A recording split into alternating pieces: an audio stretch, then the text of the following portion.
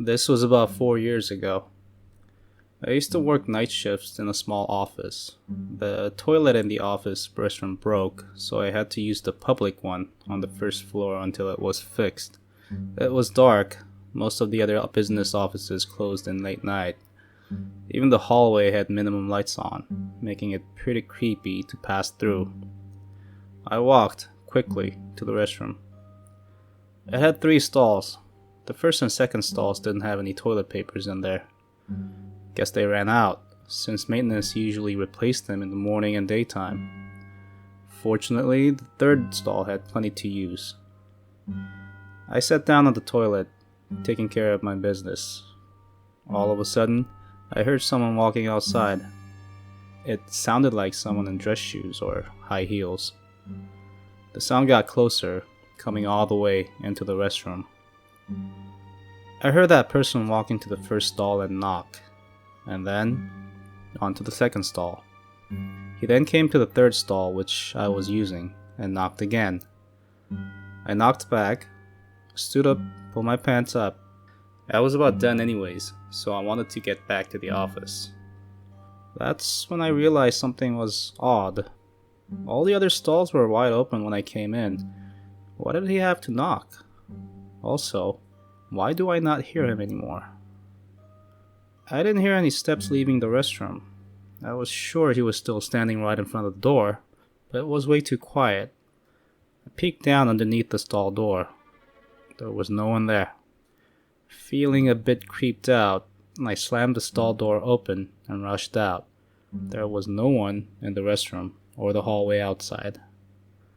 I ran to the lobby and asked the security if he's seen anybody coming in. "No, you're the last person I saw coming in," he said. "It's a small building with only one main entrance, so anybody coming and going, the security will see. There's one more guy I knew that worked the night shift in the building, but I'm sure it wasn't him. Both of us mostly stay in the offices, our jobs involving taking phone calls and all. And he never wore dress shoes."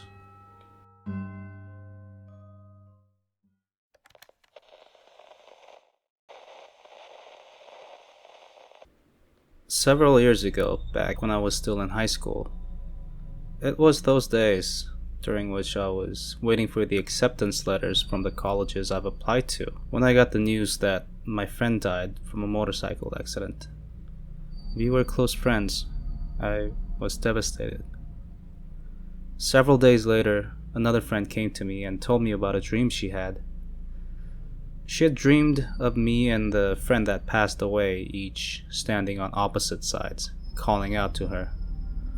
She could hear my voice telling her to come to my side, but couldn't hear anything from my dead friend. She was waving, lips moving as if saying something, but no voice could be heard. She said that in the dream she ended up going to my dead friend for some reason, and woke up as soon as she got close to her. I got a little upset. It's one thing to have dreams, but it's another to follow a dead person in them. The way I see it, you don't tempt fate. The weird thing is, the dream came to be somewhat true later on. She applied to 2 schools, you see. One that I applied to, and the other my dead friend applied to. She got accepted to the other school instead of mine.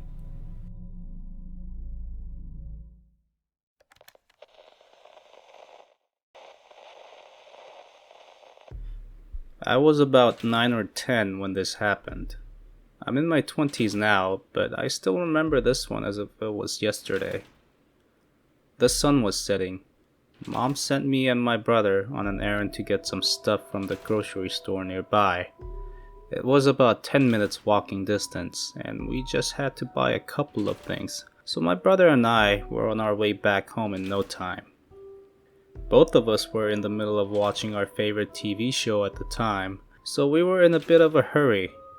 Then my brother stopped and pointed at something. "Look, over there." I turned to see what he was pointing at. It was a school bus with the usual yellow painting and black stripe.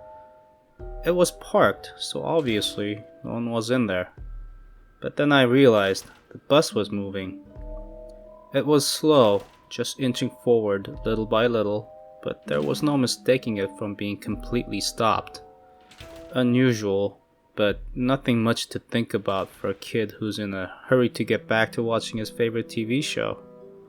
I told my brother to never mind it, and we both rushed back home.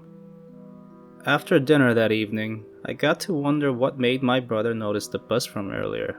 Sure, it was moving a little bit, but I could only tell from looking at it for a while. It was really hard to notice. My brother told me something completely unexpected. He said he saw white gloves moving the steering wheel. No arms, no body, no face, just the gloves.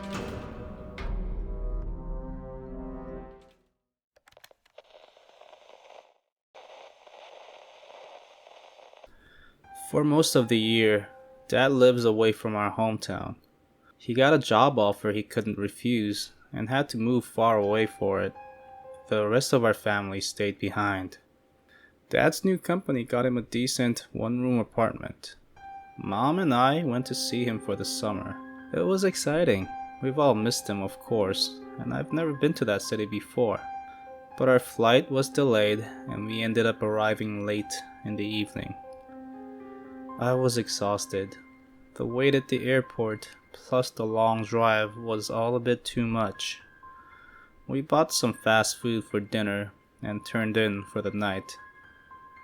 The couch in the living room was to be my bed for this trip. It was a big, comfy couch, so I didn't have any problem with it. I was about to fall asleep, but I heard some noise coming from the other side of the wall.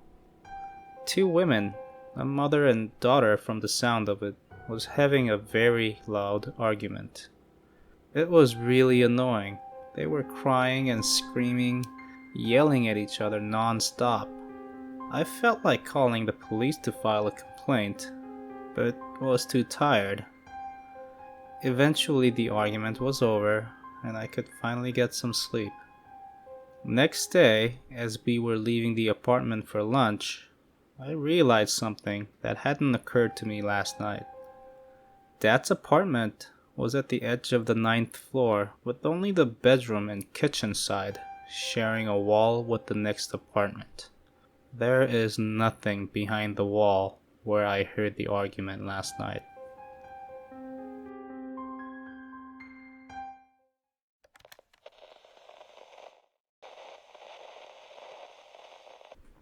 I invited some of my friends to a house party. There were 6 of us, including my sister, and at the end of the night we decided to go around and share scary stories. My sister and I have a deeper voice than usual for girls. It's really handy when it comes to telling scary stories. My sister especially had a sore throat going on at the time, so the deep raspy voice was just perfect for story times like this. We all focused as she told us her story. It wasn't especially terrifying compared to the others, but combined with their voice and talent for storytelling, it felt scarier than most horror movies. Around midnight, I woke up to a bad stomach ache. I would have just went and took care of it if it was any other day, but the scary stories from earlier that night lingered in my head, forcing me to wake up my sister. What? Her voice was raspier than before, probably from waking up in the middle of sleep.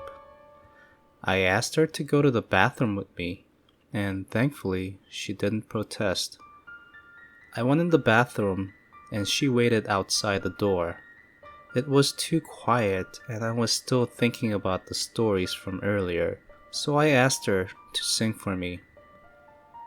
Twinkle, twinkle, little star, how I wonder what you are. My sister then started to sing Twinkle, Twinkle, Little Star. It's an adorable song, I know, but I really don't like it. One horror movie I saw as a kid traumatized me with the song, and it still gives me the heebie-jeebies every time I hear it. I kept telling her not to sing that song, but she just ignored it and continued on. I had no choice but to finish up as soon as I could, and go back to bed. Next morning, I complained how the song she sang me almost gave me nightmares. My sister looked confused and asked me, "What song?" "Twinkle Twinkle Little Star," I told her. "You know I hate that song." "I don't know what you're talking about." She told me that she never went to the bathroom with me last night. I thought she was messing with me at first, especially with the other friends laughing at what was going on. One friend, who wasn't laughing, said something that made us all quiet.